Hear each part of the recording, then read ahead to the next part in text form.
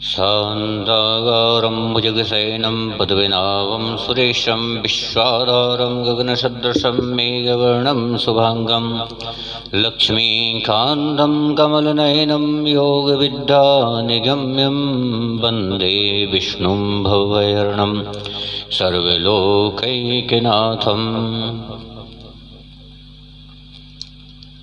श्री सत्यनारायण भगवान की कथा यहाँ हम प्रारंभ करते हैं। तो श्री सत्यनारायण भगवान की कथा के प्रथम अध्याय में नैमिषारण्य का पावन तीर्थ है। वहाँ पर शौनक आदि 88,000 ऋषि मुनिगण एकत्रित हुए। तभी वहाँ पर सुयोग्यवश सूत जी महाराज का आगमन होता है। सूत जी महाराज को देखकर सभी ऋषियों ने उनका आदर सत्कार पूजा इत्यादि किया। और जब सूत जी महाराज को प्रसन्न कर लिया तो ऋषियों मुनियों ने सूत जी महाराज से प्रश्न किया कि हे प्रभु, इस कलयुग में सभी मनुष्य वेद विद्या एवं भक्ति से रहते हैं, उनको प्रभु भक्ति किस प्रकार मिलेगी तथा उनका उद्धार कैसे हुआ? क्योंकि कलयुग में मनुष्य की आयु स्वल्प है, अतः वो कोई बड़े अनुष्ठान जप तप इत्यादि इतनी कम आयु में नहीं कर सकता। इसलिए कृपा करके कोई ऐसा सरल से सरल उपाय बताएं जिससे कि थोड़े से प्रयत्न से उन प्राणियों का दुख दूर हो सके। यह प्रश्न सुनकर सूत जी महाराज ने कहा कि हे ऋषियों मुनियों, आप सभी ने मानव कल्याण की इच्छा से बहुत सुंदर प्रश्न पूछा है। एक बार यही प्रश्न नारद जी ने भगवान नारायण से पूछा था और भगवान नारायण ने जो कथा नारद जी को सुनाई थी उसी का वर्णन मैं आप लोगों से करूंगा। एक बार नारद जी मृत्युलोक का भ्रमण करते हुए पृथ्वी पर पहुंचे। यहाँ पर उन्होंने देखा कि सभी मनुष्य अपने अपने किए हुए पापों के अनुसार अनेक प्रकार के कष्टों को भोग रहे हैं। जब उनके कष्टों को नारद जी ने देखा तो उनसे रहा नहीं गया, क्योंकि संत हृदय नवनीत समाना। संतों का जो हृदय है वो नवनीत मक्खन के समान होता है। थोड़े से किसी के दुख देख लें तो उनको उससे ज़्यादा दुख होता है। तो जब उन्होंने देखा कि सभी प्राणी अपने अपने किए हुए पापों के अनुसार, अपने अपने कर्मों के अनुसार अनेक दुखों से दुखी हो रहे हैं, यह देखकर उनको भी बहुत दुख हुआ और सोचने लगे कि किस उपाय को करने से इन प्राणियों के दुख दूर हो सकते हैं। जब उनके मन में कोई उपाय समझ में नहीं आए तो वह वैकुंठ लोक को गए। वहाँ पर उन्होंने भगवान विष्णु की स्तुति की, जो शेष सैया पर विराजमान है। लक्ष्मी जी जिनकी सेवा में लगी हैं, शंख चक्र गदा और पद्म धारण किए हुए हैं, ऐसे भगवान की स्तुति करने लगे। बोले, शान्ताकारं भुजगशयनं पद्मनाभं सुरेशं विश्वाधारं गगनसदृशं मेघवर्णं शुभांगं लक्ष्मीकान्तं कमलनयनं योगविद्यानिगम्यं वन्दे विष्णुं भवभयहरणं सर्वलोकैकनाथम्। जब नारद जी के मुख से इस प्रकार की स्तुति सुनी तो भगवान नारायण मुस्कुराते हुए बोले कि हे नारद, आपका किस हेतु इस वैकुंठ में आगमन हुआ है? निसंकोच होकर अपने आने का कारण कहें। आपके मन में जो भी प्रश्न चल रहे हैं उनको पूछें, मैं उनका उत्तर दूंगा। तो नारद जी ने कहा कि हे प्रभु, मैं अभी मृत्युलोक से आ रहा हूँ। वहाँ पर मैंने देखा कि सभी प्राणी अपने किए हुए पूर्व पापों के अनुसार अनेक दुखों से दुखी हो रहे हैं। हे नाथ, यदि आप मुझ पर प्रसन्न हैं तो कोई ऐसा जप तप व्रत उपाय कहिए जिससे थोड़े से प्रयत्न से उन सभी प्राणियों के दुख दूर हो सके। ऐसी कोई कथा सुनने की हमारी इच्छा है। तो भगवान बोले कि हे नारद, आपने मानवों की भलाई के लिए बहुत अच्छी बात पूछी है। जिस कार्य को करने से मनुष्य मोह माया आदि से छूट जाता है वह कहता हूँ, क्योंकि जब तक मोह नहीं छूटेगा तो मनुष्यों की विपत्ति का नाश नहीं हो सकता, विपत्तियां दूर नहीं हो सकती, क्योंकि मोह सबन व्याधिन कर मूला। तो हे नारद, जिस कार्य को करने से मनुष्य मोह माया आदि से छूट जाएगा वह मैं तुमसे कहता हूँ। सुनो, बहुत पुण्य देने वाला स्वर्ग तथा मृत्यु लोक में दोनों में एक अति उत्तम व्रत है। आज मैं प्रेम के वशीभूत होकर तुम्हें अपना परम प्रिय भक्त मानकर यह व्रत का इतिहास तुमसे कहता हूँ। श्री सत्यनारायण भगवान का व्रत विधि पूर्वक शास्त्र सम्मति के अनुसार करने से मनुष्य आयु पर्यंत यहाँ सुख भोग कर अंत में मरने पर मोक्ष का अधिकारी होता है। तो नारद जी ने कहा कि हे प्रभु, इस व्रत का क्या नियम है, क्या फल है, क्या विधि विधान है, किसने इस व्रत को किया है तथा किस दिन इस व्रत को कर सकते हैं, विस्तार से कहने की कृपा करें। तो भगवान बोले कि हे नारद, बहुत पुण्य देने वाला स्वर्ग तथा मृत्यु लोक में ये व्रत दुर्लभ है। मनुष्य प्रेम वशीभूत होकर किसी भी समय, किसी भी दिन, प्रातः मध्याह्न अथवा सायंकाल के समय इस व्रत को कर सकता है। व्रत में भगवान को केले का फल, घी, दूध, दही, शहद एवं शर्करा से स्नान कराकर, पंचामृत से स्नान कराकर भगवान की षोडशोपचार से पूजन करें, भक्ति भाव से भगवान को नैवेद्य आदि अर्पित करें, कथा श्रवण करें, हवन, आरती, कीर्तन आदि करें, ब्राह्मणों को भोजन कराएं, उसके बाद स्वयं भोजन ग्रहण करें एवं रात्रि जागरण भी करना चाहिए। इस तरह इस व्रत की विधि है। इस प्रकार से जो व्रत करेगा उसकी सभी मनोकामनाएं पूर्ण होगी। तो प्रथम अध्याय में सूत जी महाराज ने ऋषि मुनियों को ये कथा सुनाई है। अब हम द्वितीय अध्याय में प्रवेश करते हैं। बोलिए श्री सत्यनारायण भगवान की जय।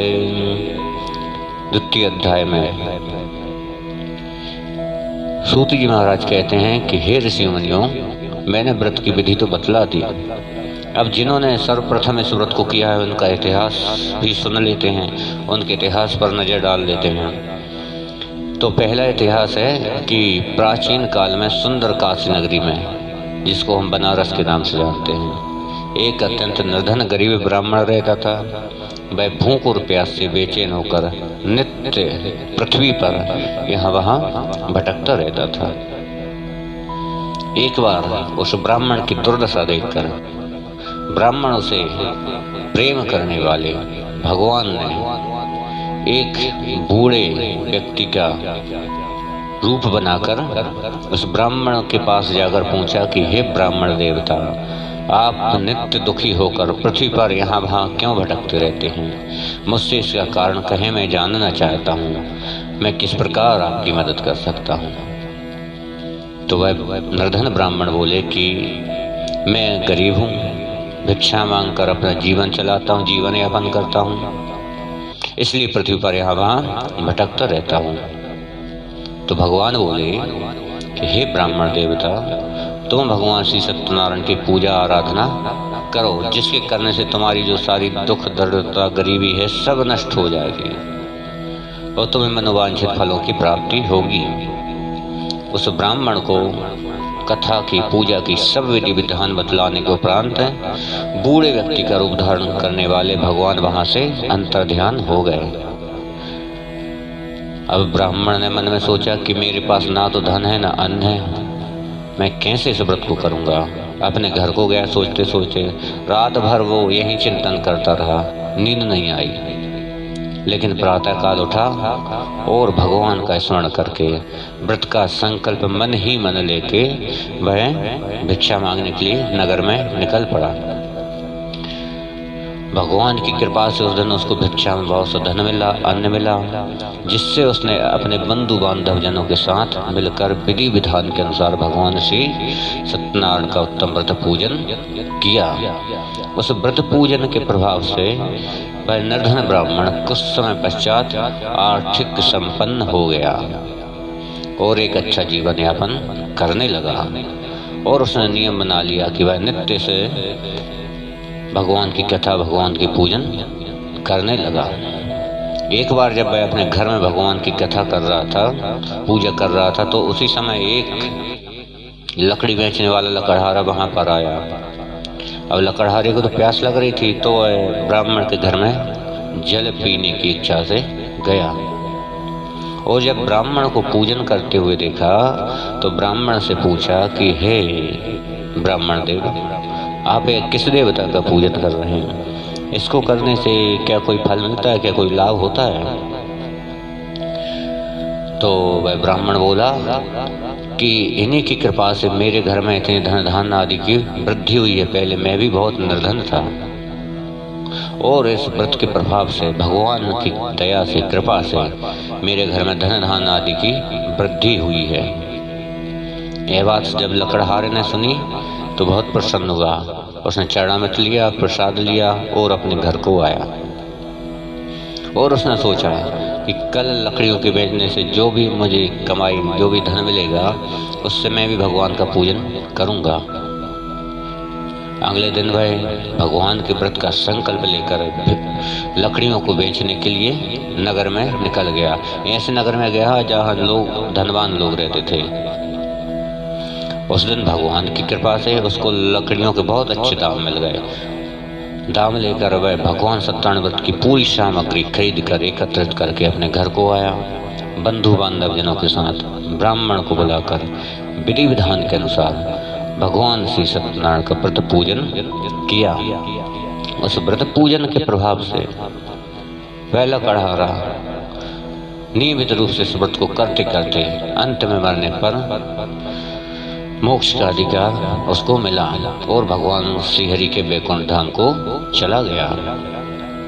इस प्रकार द्वितीय अध्याय में लकड़हारे एवं ब्राह्मण की कथा हमने सुनी। तीसरे अध्याय में सूत जी महाराज वर्णन करते हैं कि प्राचीन काल में एक उल्कामुख नाम का राजा रहता था। वह अपनी प्रजा का पालन हमेशा नियम पूर्वक करता था, पुत्रवत करता था। उसकी पत्नी थी कमल के समान सती, साध्वी, सुशीला एवं पतिव्रता, धर्मपरायणा थी। एक बार राजा उल्कामुख ने भद्रशिला नदी के तट पर भगवान श्री सत्यनारायण की कथा का आयोजन किया। तो उसी समय एक व्यापारी वहां पर व्यापार करने के उद्देश्य से आया और जब पूजा होते हुए देखा, कथा होते हुए देखी, तो राजा उल्कामुख के पास आकर पूछने लगा कि हे राजन, आप एक किस देवता का पूजन कर रहे हैं? इससे क्या फल मिलता है? तो राजा बोला कि हम पुत्र प्राप्ति के लिए भगवान श्री सत्यनारायण की कथा कर रहे हैं, उनकी पूजन कर रहे हैं।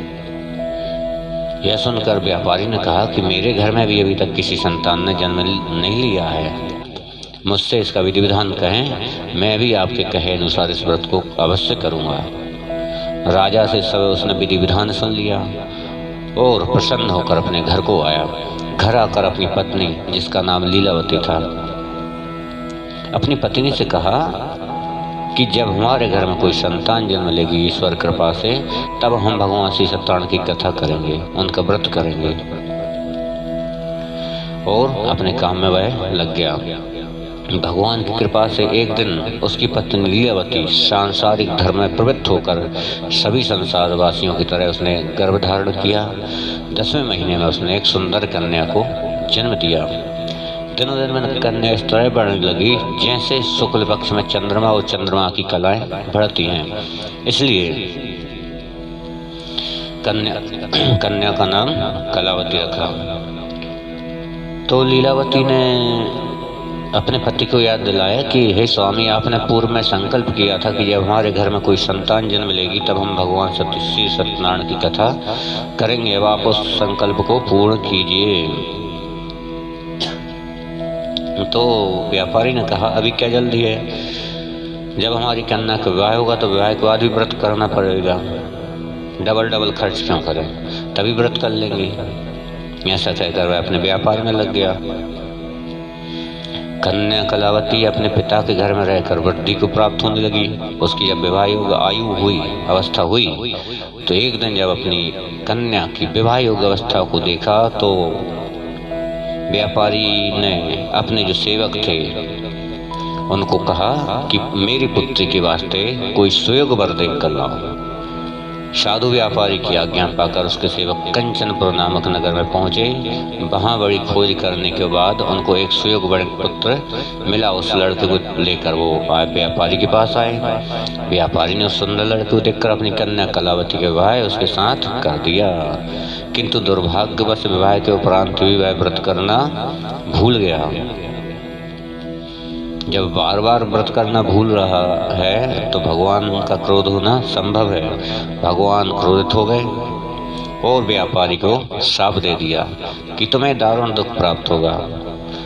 व्यापारी अपने काम में लग गया, व्यापार में लग गया और व्यापार के लिए चंद्रकेतु के राज्य में व्यापार करने गया। भगवान के शाप के कारण एक दिन कोई दो चोर राजा चंद्रकेतु का धन चुराकर, राज्य का धन चुराकर भाग रहे थे। किंतु जब राजा के सिपाहियों को, सैनिकों को अपने पीछे आता देखा, पीछा करते हुए देखा, तो चोरों ने घबराते हुए राजा चंद्रकेतु के धन को उस व्यापारियों के नाम में छुपा दिया। जब राजा के सिपाहियों ने व्यापारी के नाम में राजा के धन को देखा तो उन दोनों को चोर समझ लिया और बंदी बनाकर राजा के सामने ले जाकर बोले कि हमें ये दो चोर पकड़ कर लाए हैं, ये राज्य का धन चुरा कर भाग रहे थे। तो ये इतनी बात सुनते ही राजा चंद्रकेतु ने उन दोनों को कारागार में डाल दिया। जितना धन उन्होंने कमाया था और जो राजा का धन था वो सब छीन लिया। इधर भगवान के शाप के कारण उसकी पत्नी लीलावती एवं पुत्री कलावती भी घर में बहुत दुखी रहने लगी। घर में जो भी धन, वस्त्र, अन्न आदि थे वह सब चोर चुरा ले गए। शारीरिक एवं मानसिक पीड़ा, भूख एवं प्यास से दुखी होकर अन्न की चिंता में कलावती लीलावती दर दर यहाँ वहाँ भटकने लगी। एक दिन कलावती एक ब्राह्मण के घर में गई। उस समय ब्राह्मण के घर में भगवान सत्यनारायण की कथा हो रही थी। कलावती ने वहाँ बैठकर कथा सुनी, प्रसाद लिया एवं रात को घर को आई। जब माता ने पूछा कि हे पुत्री, कहाँ थी इतने देर से, वह तेरे मन में क्या चल रहा है? तो कलावती ने कहा कि मैं एक ब्राह्मण के घर में गई थी, वहां मैंने देखा कि भगवान सत्यनारायण की कथा हो रही थी। तो उसकी ऐसी महिमा सुनी है कि उससे सारे दुख दर्द आदि दूर हो जाते हैं।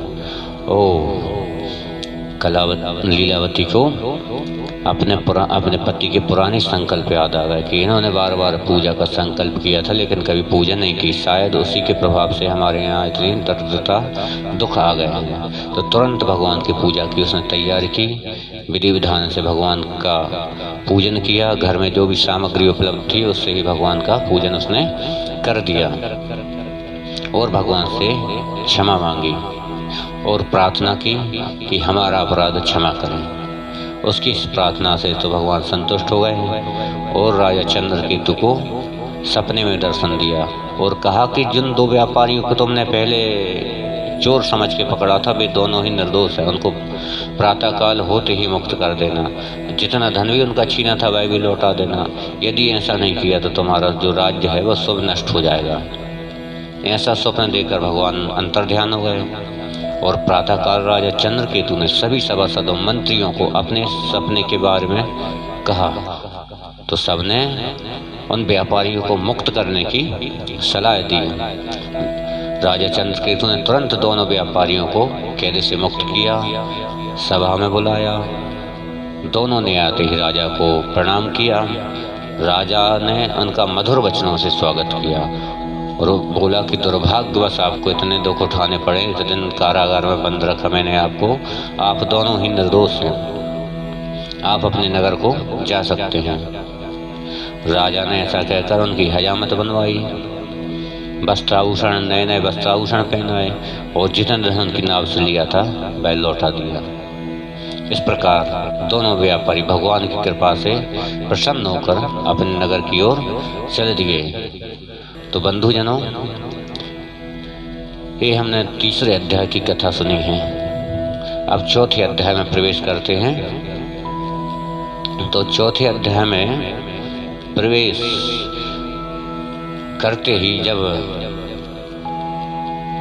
दोनों व्यापारी कैद से मुक्त हो गए और अपने नगर की ओर जाने लगे, आधे रास्ते ही पहुंचे होंगे कि भगवान ने सोचा कि अब इनकी परीक्षा ली जाए, इनमें कुछ सुधार हुआ है कि नहीं हुआ। तो एक दंडी स्वामी का रूप बनाकर भगवान सत्यनारायण व्यापारियों के पास आए। व्यापारियों से कहा कि हे व्यापारियों, तुम्हारी नाम में क्या है?